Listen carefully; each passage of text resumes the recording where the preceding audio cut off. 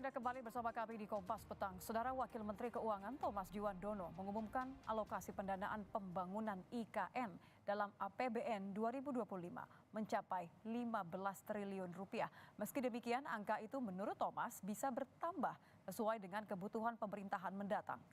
Menurut Thomas, alokasi anggaran IKN akan disalurkan untuk otorita IKN sebesar 5,89 triliun. Dan Kementerian PUPR sebesar 9,11 triliun.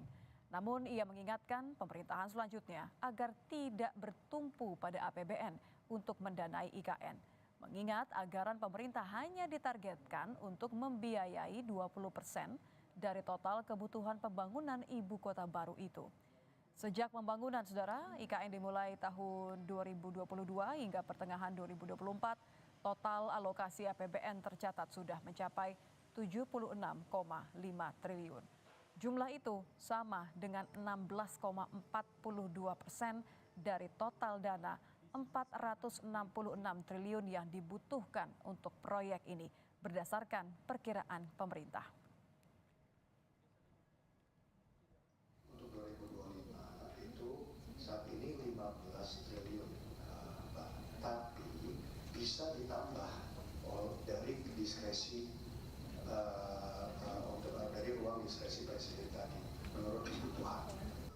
Memang IKN tidak sepenuhnya akan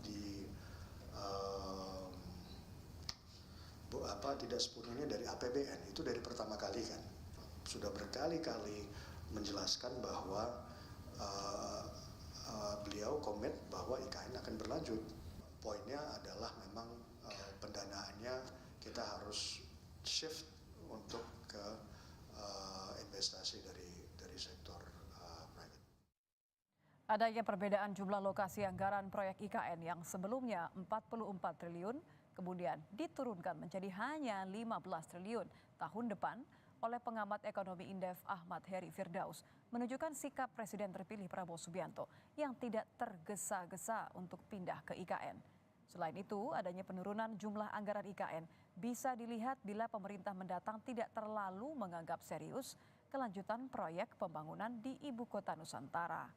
Namun Heri menegaskan pemerintah berikutnya perlu mempertimbangkan biaya perawatan dan melanjutkan bangunan yang sudah ada agar IKN jangan sampai mangkrak. Ini juga kita melihat bahwa sebenarnya Presiden terpilih ini sepertinya tidak tergesa-gesa, ya, tidak terburu-buru ya untuk pindah ke IKN. Ini terlihat dari anggaran yang dialokasikan ini tidak menunjukkan percepatan pembangunan pada IKN tersebut, ya, pada berbagai infrastruktur di IKN tersebut. Nah, ini terlihat dari besaran anggarannya yang sebenarnya terjadi penurunan. Hanya penting ke depan adalah memastikan bahwa proyek yang sudah berjalan 3 tahun ini harus selesai, karena kalau tidak selesai atau bahkan mangkrak, nah ini ongkosnya bisa lebih besar lagi gitu.